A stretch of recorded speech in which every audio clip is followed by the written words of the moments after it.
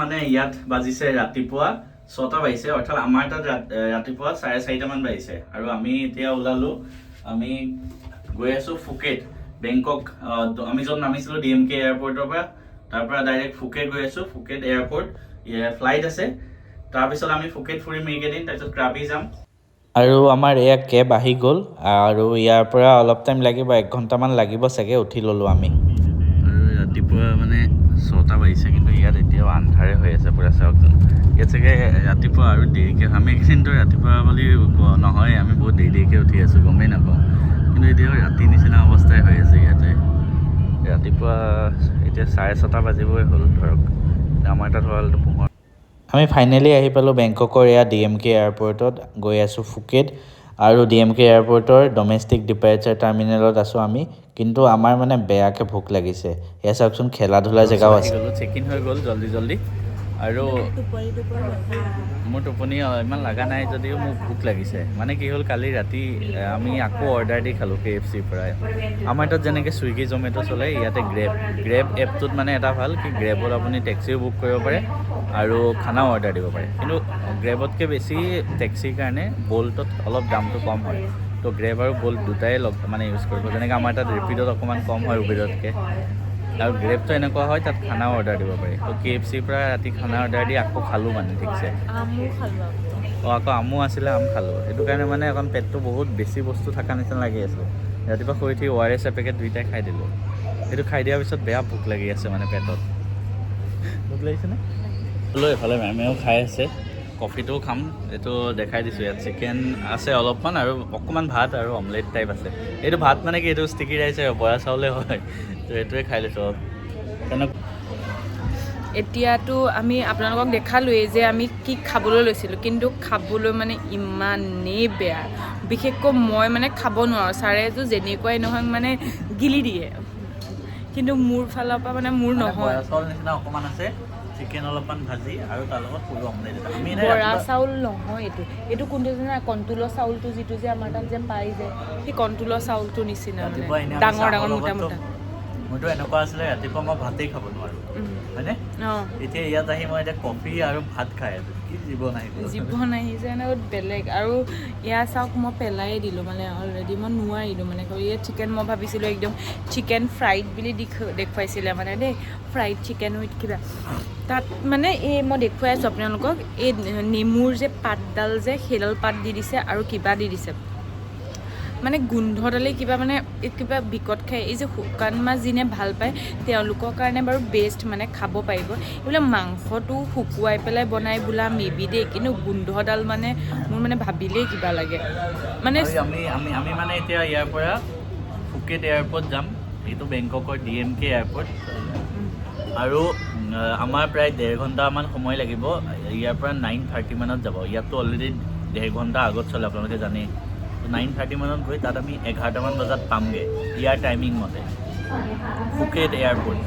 তাৰ পৰা আমি বাছ লোৱাৰ মন আছে। আমি য'ত পাটং বিচৰ ছাইডত থাকিম, সেইখনে মষ্ট মানে হেপেনিং বিচ আৰু তাতে।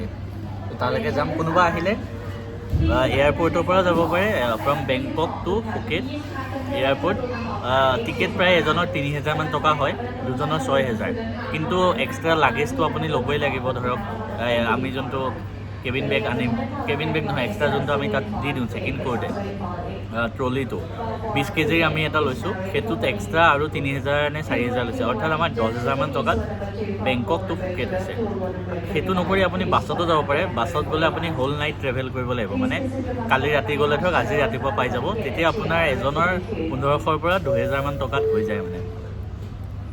কিন্তু আমি মানে নাই যোৱা কাৰণ এটা দিন এনেই লষ্ট কৰা হ'ব ন, আৰু ইমান কমফৰ্টেবলো নহয় বাছত যোৱাটো, কাৰণ ছাৰৰ ভৰিত আমি বহুত জেগা মানে স্কিপেই কৰি দিছোঁ। ইয়াত মানে যাব নোৱাৰোঁ, দূৰ হৈ যায়, তাৰপিছত ভৰি বিষাই ছাৰৰ, মানে ফুলি যায় ন ইমান খোজ কাঢ়িলে। সেইকাৰণে বহুত জেগা কেঞ্চেল কৰি দিছোঁ। অলপ চাইছোঁ, মানে যিমানখিনিলৈকে পাৰোঁ।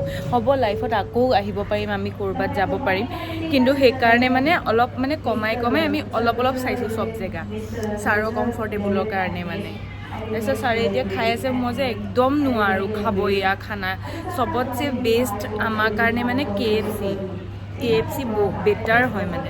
KFCয়ে খাই আছোঁ মই, মানে মই নোৱাৰোঁ, একদম হজমেই কৰিব নোৱাৰোঁ মানে আকৌ ক'ৰবাত যদি ইণ্ডিয়ান থালি পাওঁ সেইটোত মানে খাই দিওঁ, নহ'লে মই ইয়াৰ খানা নোৱাৰোঁ খাব।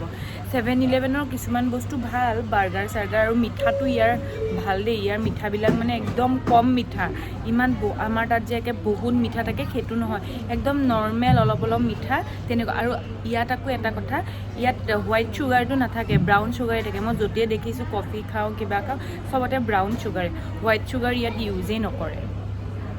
কি কৰিছা, চাইছে ভিউ লৈ লৈ খাই আছা নেকি? আমি একদম ৰাতিপুৱা হৈছে মানে আজি তুমি মজা ভিউ পাবা। আজি সেইদিনা ৰাতি আহিল ন, ফাৰ্ষ্ট ফ্লাইট বুলি, ৰাতি আহিলে গমেই নাপালে। আজি আকৌ ছাৰে তাত মানে উইণ্ড' ছিট লৈছে। ফ্লাইটৰ ভিতৰত থাইলেণ্ডৰ ভিতৰ মানে ফ্লাইটত উঠিছোঁ আৰু ন, একদম য়েল্ল' কালাৰ ছিটবিলাক হয় আৰু 4 নম্বৰ হয় আমাৰ মানে ছিটটো। উইণ্ড' ছিটত সদায় আপুনিতো বহিব ন, কেতিয়াবা মোৰ কবজাত আহি গ'ল। বহা এনজয় কৰা। আৰু এতিয়া আমি ইয়াৰ পৰা আৰু 1.5 ঘণ্টাত গৈ ফুকেট পাই যাম। ভাল লাগিছেনে এতিয়া? ইমান ওচৰতে গৈছে জানা, লেক ওচৰতে গৈছে দেই, পুৰা সাগৰৰ ওচৰতে গৈছে দেই। বহুত তলত গৈছে আৰু বীজখন পাম এতিয়া। এইফালৰ পৰা আহিছে, এইফালৰ পৰা আহিছে।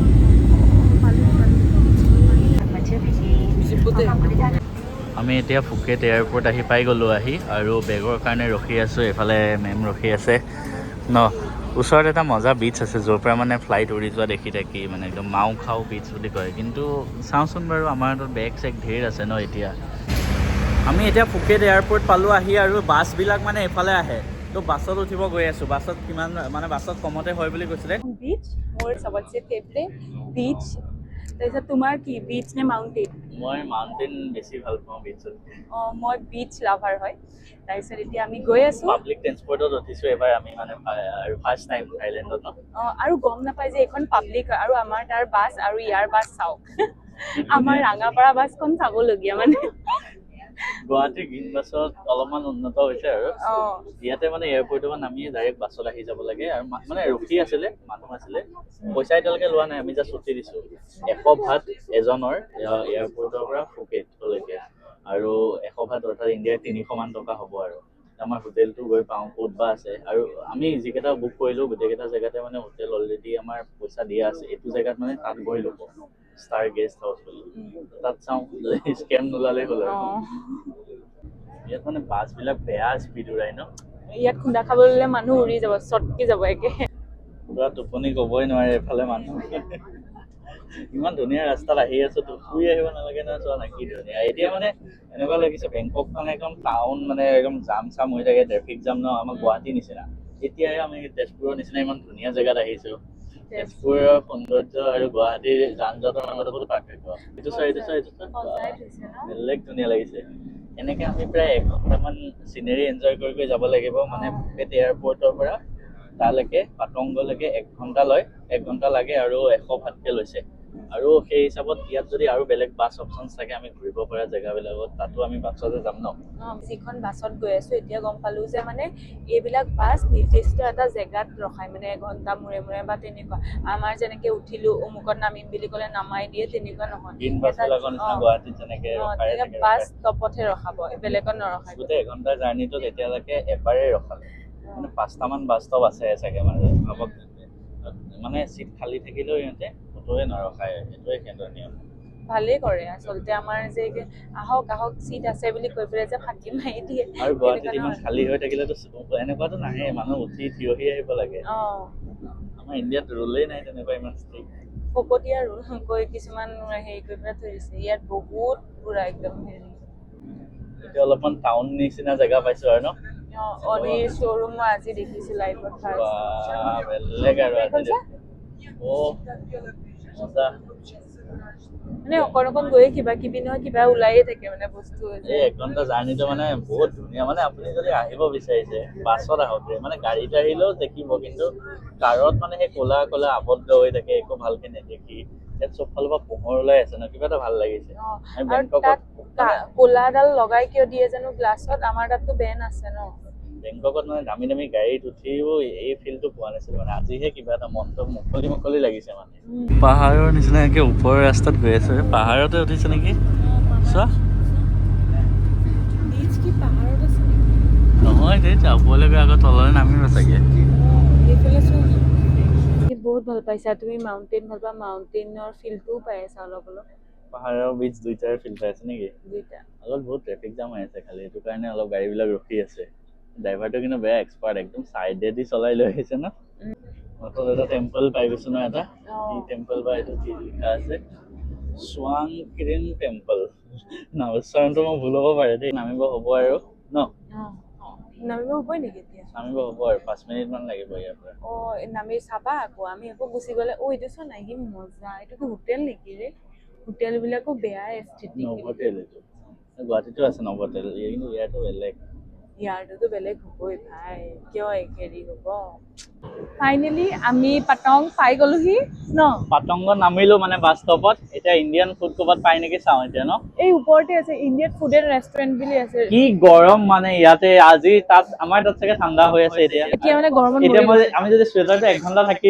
দিওঁ আমি গৰমত মানে সিজি যাম অৱস্থা বেয়া এনেকুৱা অৱস্থা আমি এতিয়া আছো মানে ইয়াতে এখন ষ্ট্ৰীট ফুডৰ দোকানত আৰু বেংকক ফুকেট কিয় চব বেলেগ বেলেগ ভেৰাইটিজৰ মানে ষ্ট্ৰীট ফুড পোৱা যায় আৰু ভাত টাইপ বস্তু খাব লাগিব ভাত অমলেট ৰাইচ কিবা কিবি এফালে আছে আম মানে আৰু বেংককত আম ফেমাছ এফালে চাগে চব টাইপৰ জুচবিলাক হয় ফ্ৰুট শ্বেকবিলাক আছে চব এটা এটা খাব লাগিব এতিয়া কাৰণ বহুত ভোক লাগি আছে তোমাৰ ভোক লাগিছেনে লাগিছে ইয়াতে আমি অৰ্ডাৰ দিলোঁ মানে অন্য খাব নোৱাৰো কমফৰ্ট জোনত হেৰি এইটো কি বুলি কয় অমলেট ৰাইচ মেংগোটো লৈ ল'লো মানে ঘৰত ৰুমত খাম ৰুমত খাম আৰু এতিয়ালৈকে হোটেল যোৱাই নাই প্ৰথম খাই লওঁ কিন্তু অন্য বস্তু একো খাব নোৱাৰি ইয়াত মই বিশেষকৈ নোৱাৰো মানে ছাৰে যেন তেন দিলে বহুত ভোক লাগি আছিলে ফাইনেলি আহি গ'ল আমাৰ শ্বেক মেংগো তাৰপিছত এয়া অমলেট ৰাইচ ভোক লাগি আছিলে ন এতিয়া বেয়া নাপাব আৰু মানে ভোক লাগিছে বহুত ভোক লাগিছে দিয়া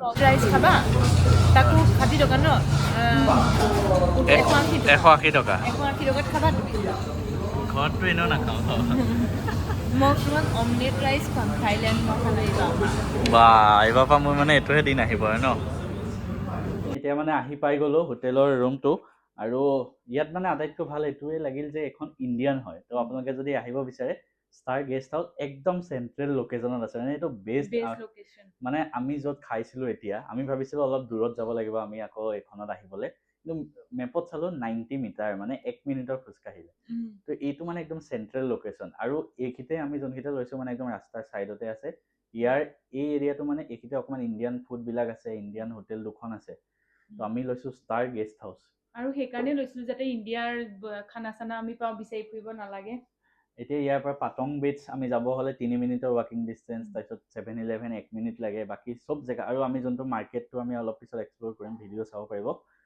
কোনোবা আহিলে এইটোত মই ৰিকমেণ্ড কৰিম ৰুমটো ইমান এটা ডাঙৰ নহয় চাওক এইটোৱে এটাই ৰুম বাৰু মই এবাৰ দেখাই দিছোঁ এইটো এটা ৰুম আছে টিভি চিভি আছে ফ্ৰিজ আছে AC এইফালে ফ্ৰিজো আছে তো অভাৰঅল ৰুমটো মানে ডাঙৰ ৰুম নহয় কিন্তু বহুত ধুনীয়া মানে এৰিয়াটো ধুনীয়া স্পেচিয়েলি কাৰণ এইটো এলেকাত প্ৰাইচটো অকণ হাই হয় মানে আৰু ইয়াত মানে কি হয় জানে না আপুনি ৰুমটোতো আমি এনেও নাথাকোঁ অভাৰঅল এক্সপিৰিয়েঞ্চ মানে ৰুমটোতো ভালেই কিন্তু আমি অভাৰঅল এক্সপিৰিয়েঞ্চটো বাহিৰতহে যাম আমি বাহিৰতহে ফুৰিম তো সেইবাবে আৰু এই এৰিয়াটোত অকণমান এক্সপেঞ্চিভ হয় আমি যোনটো এইটো লৈছোঁ এইটো অলমষ্ট 4000 ভাটমান লৈছে এদিনত তো অৰ্থাৎ 8000 মানে আমাৰ তাত হিচাপত হ'লে দুদিনত 24000 22000 মান হ'বগৈ দুৰাতি তো সেইটো কাৰণে এক্সপেঞ্চিভ কাৰণে এইটো ছিজনত অলপমান দামটো বেছি হয় মানুহ যদি আপোনালোকে আহিব বিচাৰে জুলাইত আহিব পাৰে দামটো অলপ কম পাব জুলাই আগষ্ট সেনেকুৱা কিন্তু কমি যায় এই জানুৱাৰী মাহটোত বেছি পিক হয় মানে আৰু নিউ ইয়াৰ হয় যে আৰু এনেও ফুৰিব আহিছোঁ যেতিয়া দুটামান টকা খৰচ কৰি ভাল ছিজনত আহিব লাগে ন তেতিয়া মানে এই জুন জুলাইত তেতিয়া অলপ বৰষুণ দি থাকে ইমান মানুহে ফুৰিব নাহে ইয়াত